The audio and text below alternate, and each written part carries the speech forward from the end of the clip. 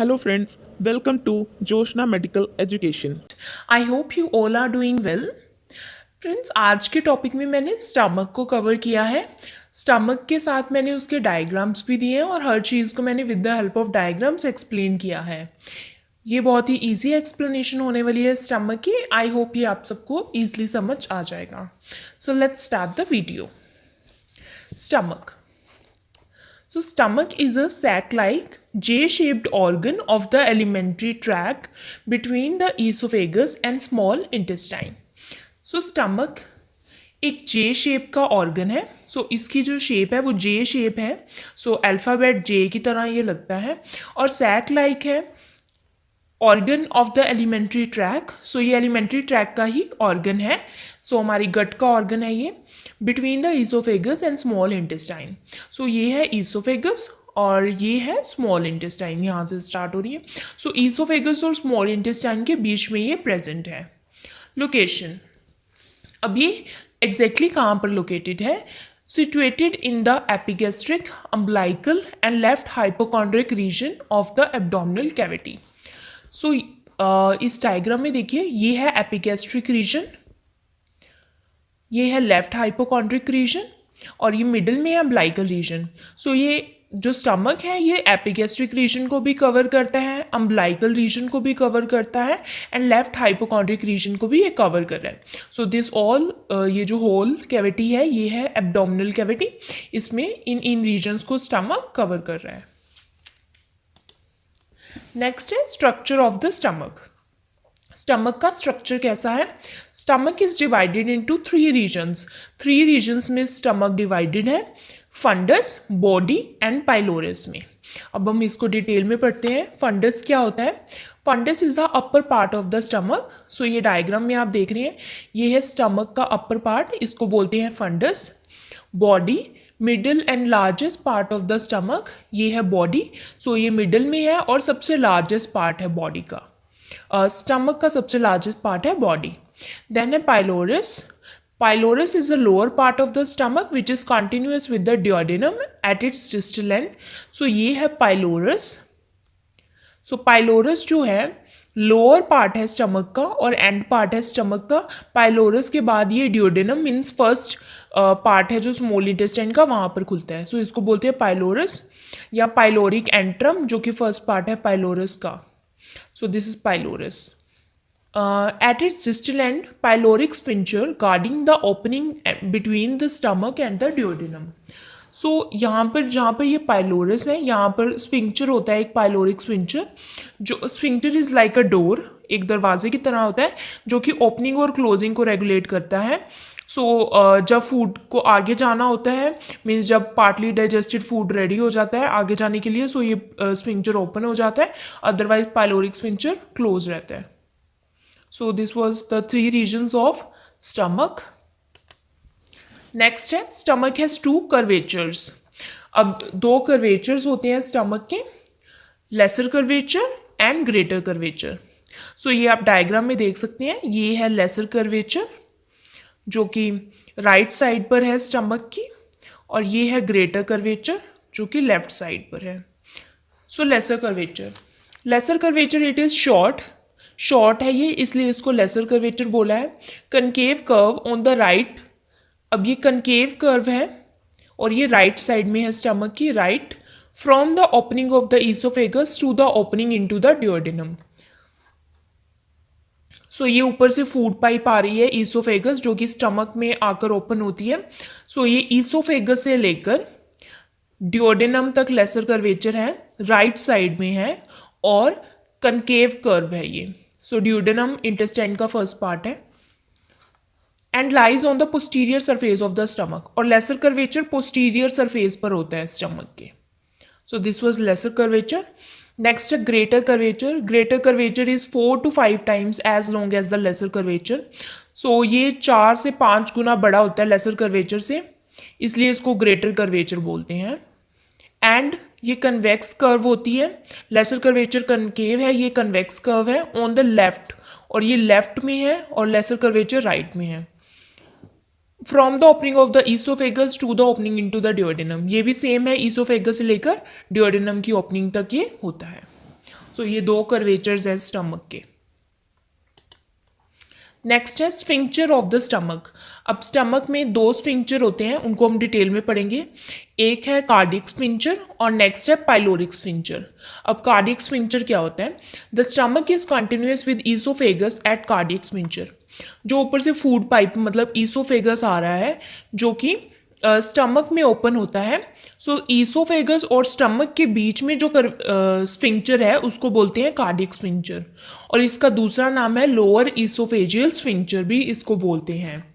सो ये कार्डियक स्फिंक्चर है, ये ईसोफेगस से स्टमक के बीच में होता है और यहाँ की ओपनिंग और क्लोजिंग को रेगुलेट करता है। जब फूड ऊपर से आता है ईसोफेगस से तो वो स्टमक में तभी जाता है जब ये जो कार्डियक स्फिंक्चर है ये ओपन हो जाता है जब फूड ऊपर से आता है ईसोफेगस से। नेक्स्ट है pyloric sphincter. The stomach is continuous with the duodenum at pyloric स्फिंक्चर।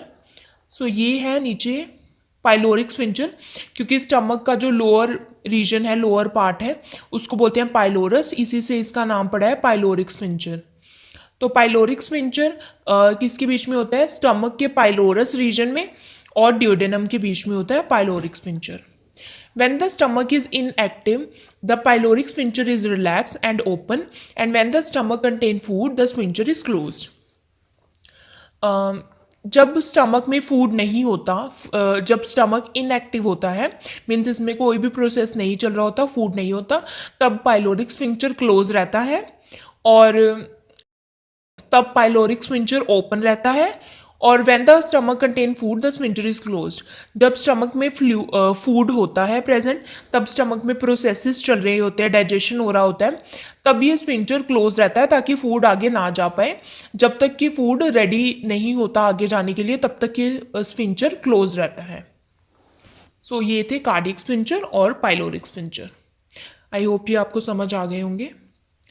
Next है गैस्ट्रिक फोल्ड्स और रूगे क्या होते हैं? गैस्ट्रिक फोल्ड्स और रूगे। सो गैस्ट्रिक फोल्ड्स और रूगे होते हैं cold section of tissue that exist in the layers of stomach.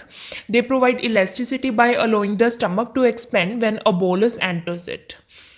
ये टिश्यू से ही बने होते हैं। ये रूगे आप डायग्राम में देख सकते हैं, ये जो फोल्ड्स बने हुए हैं स्ट्रिप्स टाइप, सो इनको बोलते हैं रूगे या फिर गैस्ट्रिक फोल्ड्स बोलते हैं। ये टिश्यू से ही बनते होते हैं, टिश्यू के कोल्ड सेक्शंस हैं ये, और ये स्टमक की लेयर्स में होते हैं। इनसे क्या होता है, इसका ये बेनिफिट होता है कि when food enters the stomach, जब स्टमक में फूड आता है तो ये स्टमक को एक्सपेंशन प्रोवाइड करते हैं। एक्सपेंशन मीन्स जो सरफेस एरिया है स्टमक का वो इंक्रीज हो जाता है और फूड को डाइजेस्ट होने के लिए अच्छा सरफेस एरिया मिल जाता है। मतलब जो स्टमक है वो ये इलास्टिक होते हैं, सो स्टमक जो है एक्सपेंड हो जाता है, मीन्स बड़ा हो जाता है। जब फूड इसके अंदर एंटर होता है तो फूड को इनफ स्पेस मिल जाता है डाइजेशन के लिए, एंड जब फूड दोबारा से डाइजेस्ट हो जाता है, आगे चल जाता है, देन दोबारा से ये अपने पोजीशन पे मीन्स रूगे ऐसे कॉन्ट्रैक्ट हो जाते हैं, और जब फूड एंटर होता है तो ये एक्सपेंड हो जाते हैं। सो ये होता है रूगे। नेक्स्ट है लेयर्स और वॉल्स ऑफ द स्टमक। अब स्टमक की कितनी लेयर्स हैं और कितनी वॉल्स हैं? सो फर्स्ट है मसल लेयर। ये है मसल लेयर, आप देख रहे हैं डायग्राम में मसल लेयर जहाँ पर कर्सर जा रहा है। It consist 3 layers of smooth muscle fibres. So इसमें 3 layers of smooth muscle fibre होते हैं। Outer layer of longitudinal fibres, outer layer जो है लॉन्गिट्यूडनल फाइबर्स की है। Middle layer of circular fibres, जो मिडल लेयर है वो सर्कुलर फाइबर्स की है। Inner layer of oblique fibre, और इनर लेयर जो है वो ओब्लिक फाइबर्स की होती है।